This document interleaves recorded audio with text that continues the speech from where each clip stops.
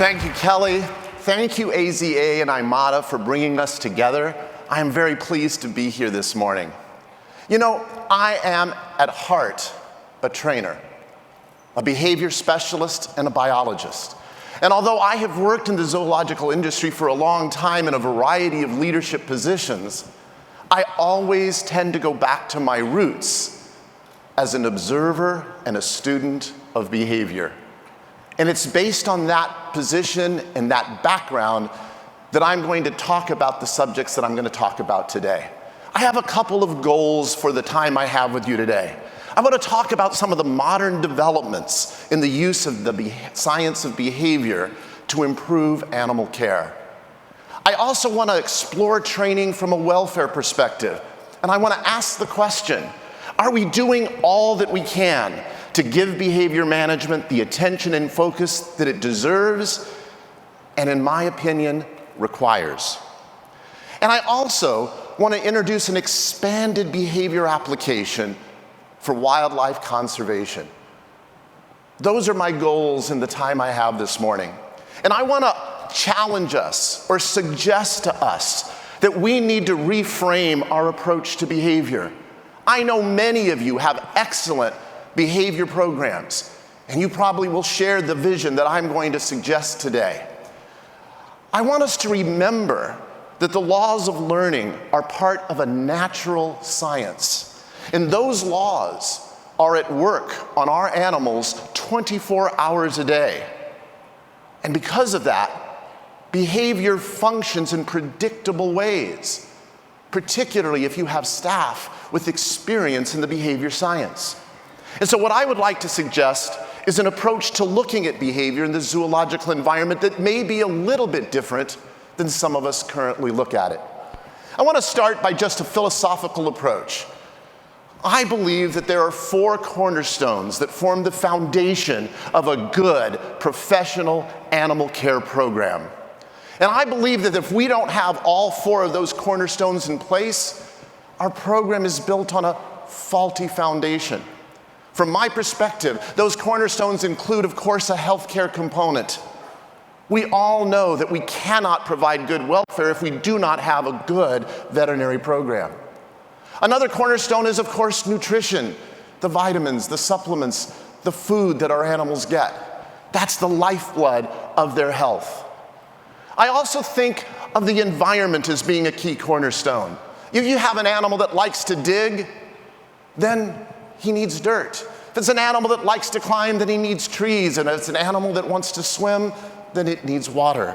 But more than just the furniture in that environment, we have to be aware of the elements, and we especially have to be aware of the other animals that are part of that animal's social structure. And the 4th cornerstone should come as no surprise to anybody who heard me say just a few minutes ago that I am a trainer at heart. That 4th cornerstone is behavior management that includes training and enrichment. And I'm always concerned when I find organizations that look at training and enrichment as an afterthought. You know, I am such a believer in the fact that training is key.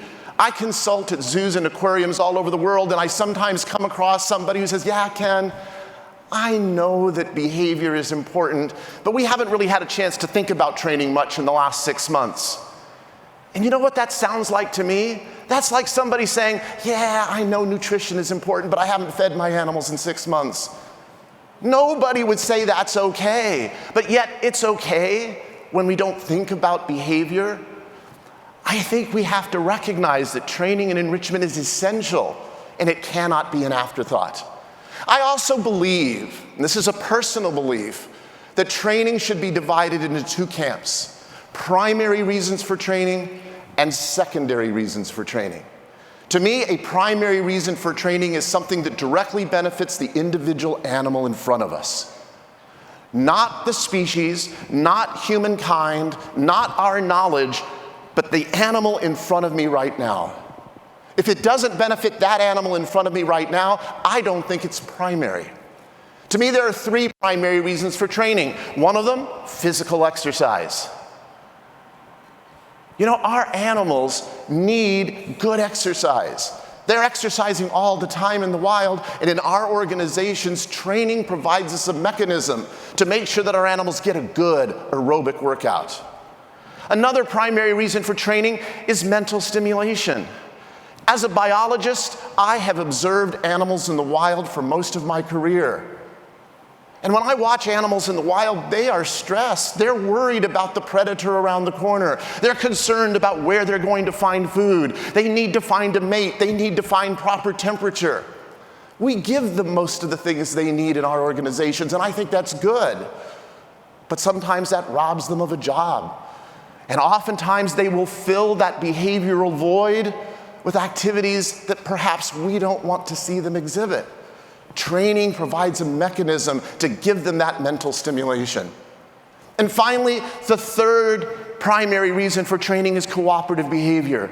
Teaching an animal to come when called, to go through a gate when needed, to step on a scale for weights, to give us a body part so that we can get a blood sample. All of those are possible. And you see what these three primary reasons do? They all go to animal welfare. They assure us that our animals are getting the top and best care possible. But I think that's only possible when we prioritize training in this way. Generally, when you ask people, why do you train animals? The reasons that most people suggest aren't those primary reasons. Every other reason I can think of to train is secondary. They're good reasons to train, but they're still secondary. Things like education, research, conservation, entertainment, work, sport, the list is endless. And frequently when I visit a zoo, a director, a curator will say, but Ken, education, research, conservation, those are also primary reasons for training. And I say, no. Those are primary reasons for the existence of our zoo. Those are primary reasons for the existence of our aquarium, but they are not primary reasons for training.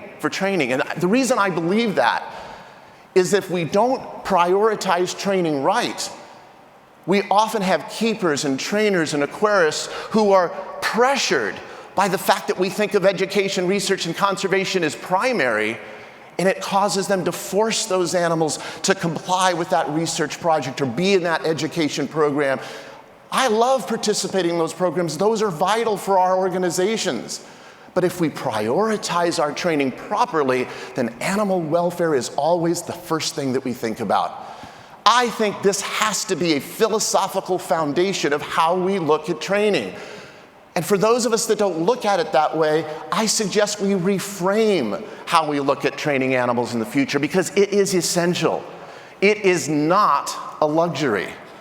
From my perspective, it's a key component to good, professional animal care. I believe we should focus on positive reinforcement. And as Kelly suggested in her introduction, it's about giving animals choice, giving them the option to opt out if they don't want to participate. And while that scares some people sometimes, it shouldn't. When we apply training properly and give animals choice, and we use positive reinforcement, they don't opt out. They participate because they enjoy the process. But that's only possible when you have skilled, talented specialists in behavior, trainers, heading that program to make that work. I think this is essential in making welfare a true priority. But that's not all I want to talk about today. I'd also like to talk about conservation.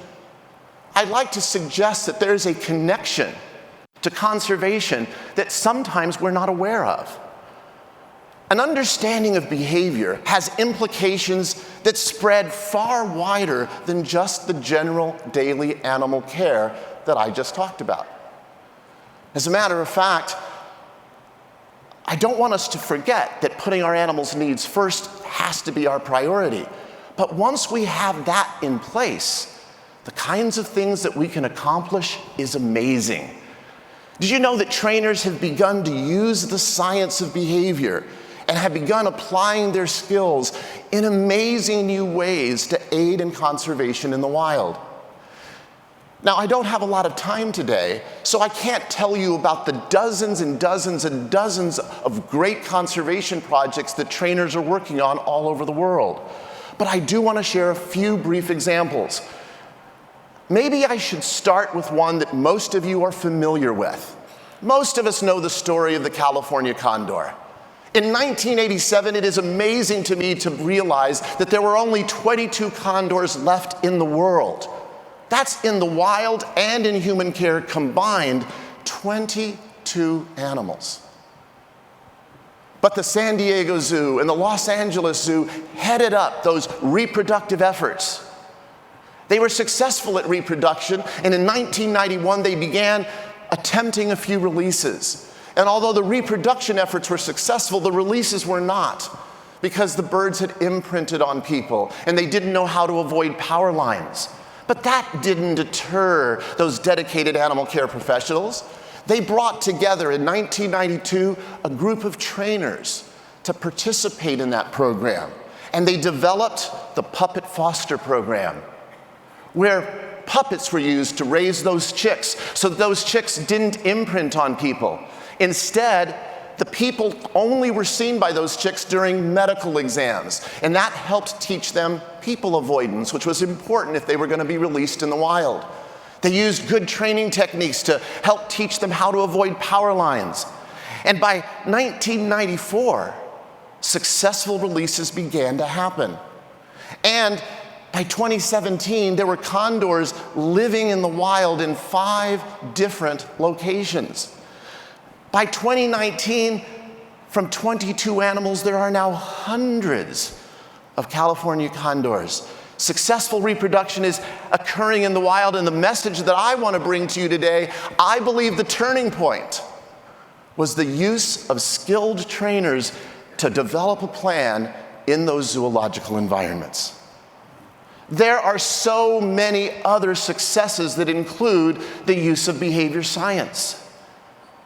I want to share 3 examples this morning that I bet the most of you in this room have not heard of. Yet they're vital and important and excellent examples of how behavior technology can be used to help animals in the wild. Let me tell you about the Weddell Seal Project, headed by Dr. Terry Williams. It's an ongoing study taking place in Antarctica. She and a group of her colleagues and scientists go out there into Antarctica every year, and they use data loggers to help study the physiology of this endangered species. Now, prior to using training, those scientists went out, they would capture the animals, they would anesthetize the animals, they would apply those data loggers, but that was useful because they collected data previously not available on this endangered species.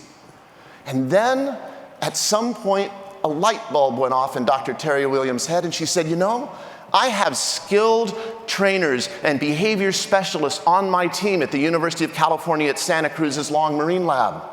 And she went to those trainers, Bo Richter, Tracy Kendall, both IMATA members, and she said, is there a way we can use your knowledge of behavior to help us in the wild?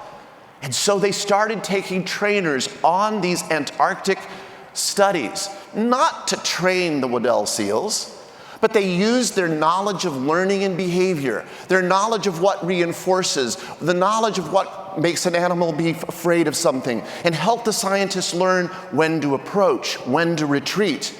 And that simple knowledge made a huge difference. It eliminated the need for them to use anesthesia to put those data loggers on, and it doubled the number of animals that they were able to study each year. Isn't that a remarkable use of behavioral technology and behavioral science to help with conservation in the wild? Let me tell you about a polar bear project that I was involved in several years ago. I received a call that there was a concern that because polar bears were making their way further south because of climate change, that there began to be a lot of bear-human conflicts in these small towns and villages across northern Alaska. And the question was there a behavioral approach that could be used to help fix this problem? This is an endangered or a threatened species, and one that they needed to figure out how to cohabitate. And so we went into a village to do a pilot study that was then replicated in several other villages. And we decided to take a 3-pronged approach.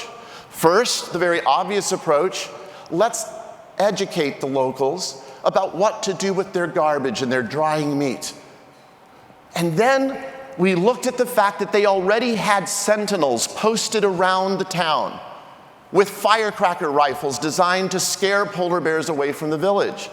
They would shoot at the bears, not to injure them, but just to scare them away from the town. But they didn't understand behavior, and they didn't understand learning.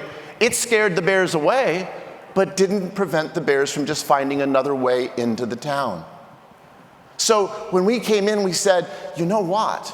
If you understand the way animals learn, you can apply behavioral knowledge to make those bears learn not to come into the town. Instead of just randomly using your scare tactics when the bears approach, wait until that bear's nose touches a tire, touches a garbage can, touches a fence post. At that moment, make that sound, and the bear will associate that scary incident with the smell of humans. The entire town smells that way, and all of a sudden, the bears quickly didn't return. Each bear only had to have that happen once or twice for them to say, I'm not going to town anymore. And then we put together this luring technique to help bait the bears to a location where they could find natural food. Prior to implementing this program across the villages that we worked with, the average number of polar bear incidents per year was 321. After implementing this training program, the average number of polar bear incidents per year was just 4. Suddenly, we made a difference in helping bears and people cohabitate, an important conservation project. I want to finish up by talking about a project that I've been working on in Zambia with elephants. There's a large herd of elephants in Zambia that migrate through the Democratic Republic of Congo. But sadly, the Congo has very poor protection against poachers. Zambia has a wonderful conservation group called Project Ellie who worked to curb poaching, but they were not successful. And I was approached and asked the question, would it be possible to use behavioral knowledge to reroute the elephants around the Democratic Republic of Congo? If you look at the map up on your screen, look at the purple line that's moving from the Kafue National Park. That's the route that this particular group of elephants takes on their migration. Let's blow up the little corner of the Democratic Republic of Congo. And at the bottom corner of the screen, you see that little southeast corner? It's during that little bitty portion of time that the elephants go through the Democratic Republic of Congo that 60 to 70 elephants are slaughtered every single year. So the question was, look at the map again, could we change the route by just rerouting the elephants on that dark purple or red line around the Democratic Republic of Congo? We spent 9 years researching how to do that and doing environmental impact statements, and we received a permit. And we were allowed to begin in 2017. However, before we could start the project, poachers tried to derail the project. They used heavy artillery to try to kill us. 5 of us on the team, myself included, were hospitalized. We were almost killed. But it didn't stop us from doing this project. I don't have the time this morning or the emotional bandwidth to tell you the story. But if you'd like to read about it, I wrote about it in a blog on our clickertraining.com website, The Steep Price of Conservation. You can read about that harrowing experience. But once we got the permit, we began the project in 2018, and we used naturally constructed barriers well within the Zambian border. We used temporary man-made watering holes to reinforce the animals for moving along the new route. And we had 10 years. For those of you that are trainers and you understand that they migrate this direction once per year, that means we have 10 approximations. We have 10 times that we can possibly shape and change that behavior. Well, in November of 2018, we were successful at rerouting 374 elephants around the Democratic Republic of Congo. Right now, our permit is through 2027. If we continue to be successful, it might be extended. We did get our death census recently. 2014, there were 67 elephants killed, the majority due to poaching. But in 2018, the very first year we did this project, the number of animals killed was only 4. Thank you. And none of those deaths were due to poaching. Those were natural deaths. I am almost out of time. I want to show you a video, a couple closing comments, but first, I hope that in the time I've had today, I've encouraged you to look at training in a new light. Most importantly, I want you to recognize the vital role that training plays in enhancing animal welfare. I hope it prompts a re-examination of your behavior program, its priorities, and most importantly, how you use the skilled trainers that are on your staff. And I also hope that I've got you to look at training and the applications for research and conservation in a new light. I have a couple more things I'd like to say, but let me first show you a video that illustrates the great work being done all over the world. If you ever find yourself stuck in the middle of the sea, I'll sail the world to find you. If you ever find yourself lost in the dark and you can't see, I'll be the light to guide you. Find out what we're made of when we are called to help our friends in need. You can count on me like 1, 2, 3, I'll be there. And I know when I need it, I can count on you like 4, 3, 2, and you'll be there. 'Cause that's what friends are supposed to do, oh yeah. Ooh, ooh, yeah. If you're tossing and you're turning and you just can't fall asleep, I'll sing a song beside you. And if you ever forget how much you really mean to me, every day I will remind you. Oh, find out what we're made of when we are called to help our friends in need. You can count on me like 1, 2, 3, I'll be there. And I know when I need it, I can count on you like 4, 3, 2, and you'll be there. 'Cause that's what friends are supposed to do, oh yeah. Ooh, ooh, yeah, yeah. You'll always have my shoulder when you cry. I'll never let go, never say goodbye. You know you can count on me like 1, 2, 3, I'll be there.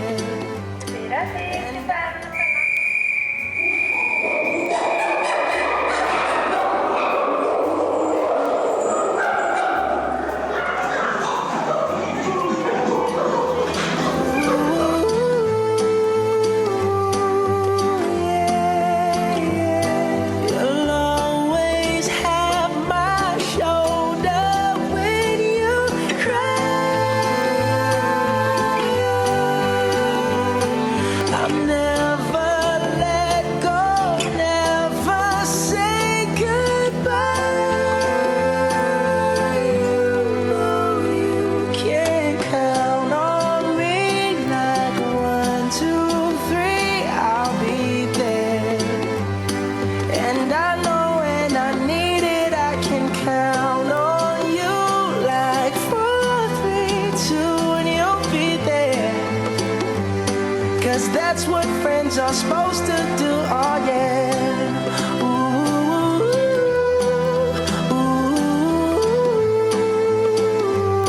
You can count on me 'cause I can count on you. Ladies and gentlemen, those are just a few examples of the amazing work being done by trainers at zoos and aquariums all over the world. And every single one of those Examples were either AZA accredited facilities or members of IMATA who were making that happen.